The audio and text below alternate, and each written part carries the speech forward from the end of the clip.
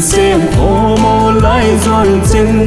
nhìn nôm tăng khô hồng và mỏi dù hồn khăng ngâu vô đi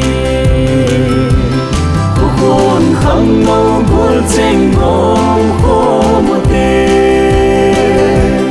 trong mang pan xê lung hin hay đêm đêm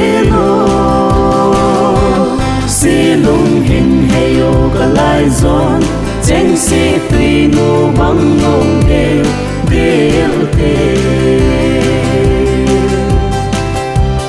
thăng sa ít phù lệ bó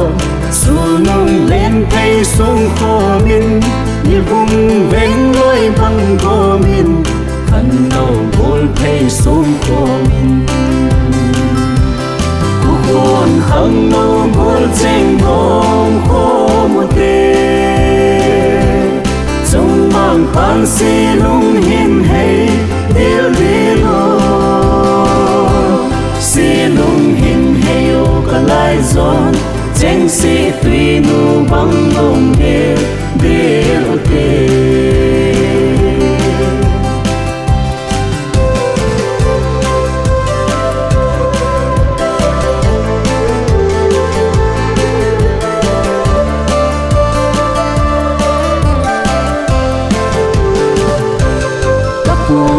pan hay dòng sông hồ min thấy phung aso nê khi lại dọn si tuy nó băng ngông của mình pa bangin pa u tê hồn khăng ngâu buồn tranh ngông khô một tê trong mang pan si lung hin hay đêm đêm